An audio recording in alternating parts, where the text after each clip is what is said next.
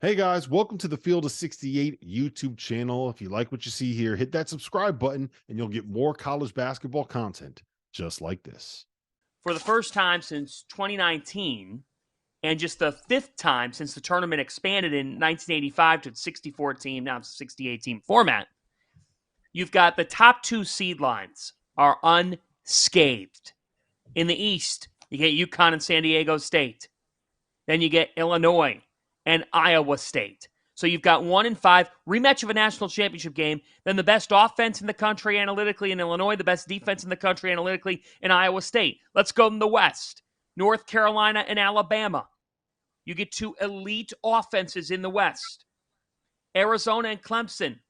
RC will have a parade coming up on the ACC. In the South, Houston and Duke. I mean, Houston and Duke is a Sweet 16 game. If I had told you at the start of the season they would play in the tournament, you might have guessed it'd be a Final Four game. You got Marquette and NC State, and then in the Midwest, Purdue, Gonzaga. Like, are you kidding me? They're going to meet again, and then as we just said, and thank you to Greg McDermott for joining us, Creighton will meet Tennessee. So with that in mind, you've seen all the regions. RC, the biggest takeaway from the opening weekend of the NCAA tournament and then spinning things ahead. Don't get on an ACC Soap Box. Don't do that. No. I'm not even. I know what fans are trying to set me up for. I just sent out a tweet and said, and fans is just trying to set me up. I'm not going to use this to gloat, man. I told him I did. I hit him with my Michael Jordan post. There's still an hour and 10 minutes left for us, so you've got plenty of time. You hit him with the Jordan. You should be proud. They went 8-0 in the first and second rounds. They're the big winner. They did. They were. I thought they played really, really well. Pac-12 was good. I mean, it was a lot of good basketball played. I mean, there's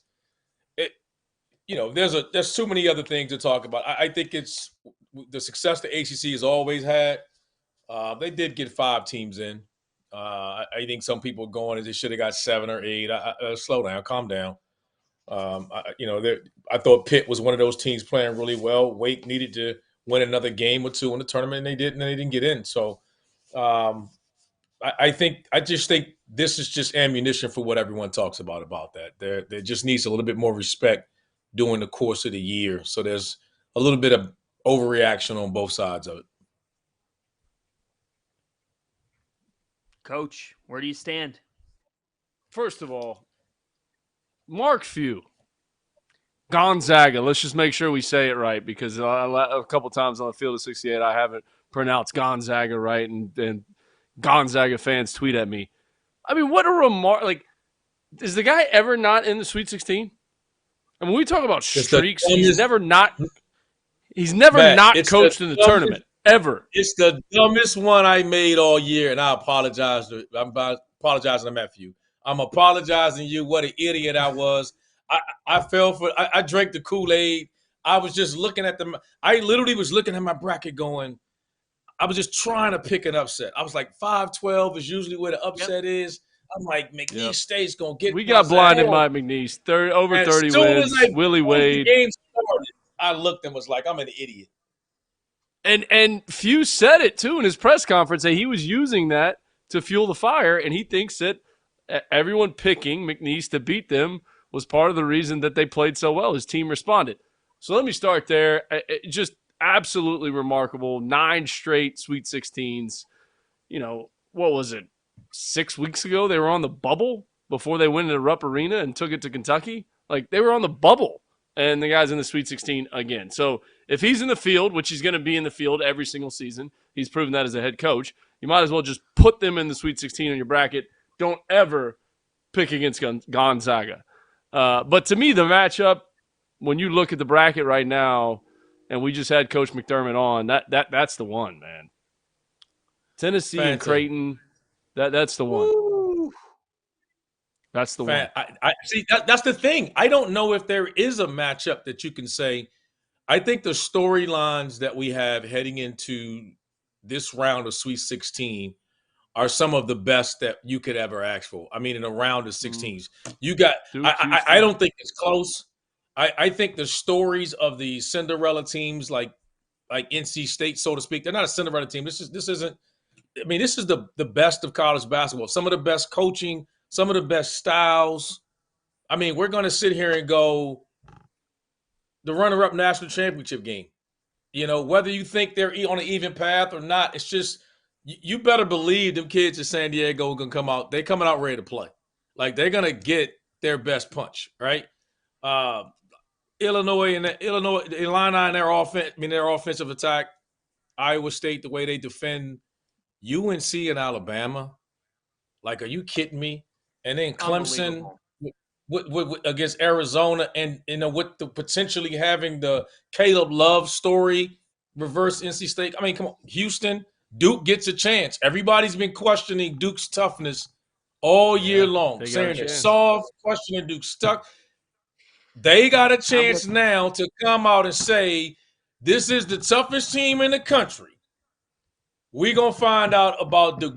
That's the game for me where I'm like, all right, those kids get a chance to say, we're going to show you we physically ready. Y'all think we soft. We're going to show you guys. Can Jeff Goodman take Brad Burnell off the hot seat, please? Can he get him off his hot seat?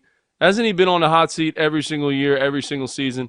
Brad Burnell, every year. Can we get him off the hot seat, please? They're still in Vegas, man. They hadn't got back yet. Rob and those guys. Enough. He has done an amazing job. He's on the hot seat every single year. Everybody puts him. Borsello, Goodman. Everybody puts him on their hot seat. He's got him in the Sweet 16. Nobody had them winning in the first round. No, everybody had New Mexico. I had New Mexico. I'm not gonna lie. I picked New Mexico. Richard Pitino. I was, and they just went out there and boat raced them. I mean, the fact of the matter is this: when you look at Brad Brownell,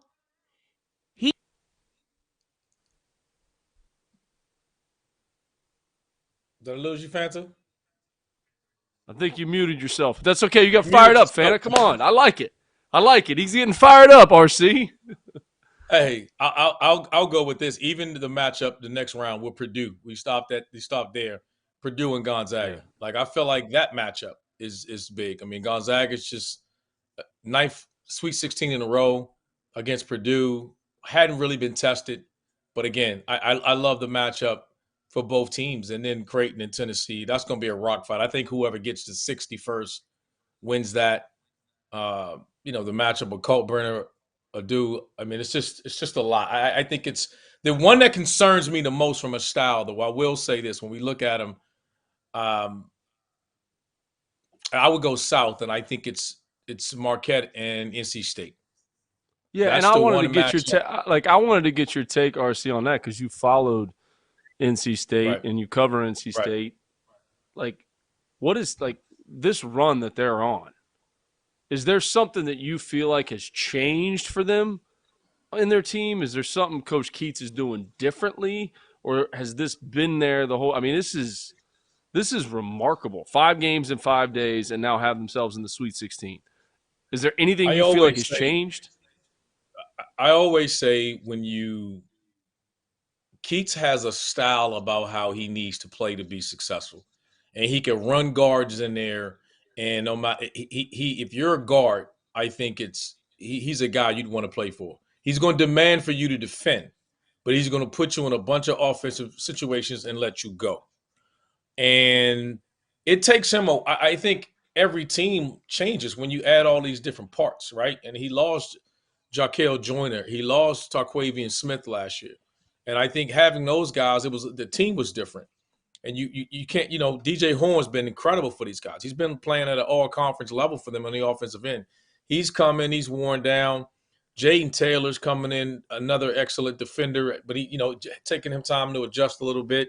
Hit a dagger of a corner three, and they've been able to find Middlebrook coming off the bench and having his minutes, and then figuring out how to play DJ Burns, his unselfishness of figuring out, hey, you got to be aggressive when not to be aggressive. It just takes you time. And I think Keats has just done a hell of a job. I think it's taken him time to learn this team. But defensively, they're going to get after you. They're going to be a tough out. They're playing with a level of desperation, I think, that it's unmatched. That every team tends to have. They found something right before the tournament, but I think it's just keeps pushing the right buttons, playing guys. They're not. This isn't the same rotation that was earlier in the year. So credit to him, man. I'm more happy to him. Thank you for watching the Field of 68. If you've enjoyed what you've seen here, hit that like button, share this link with your friends, or check out the description for some other places that you can consume Field of 68 content.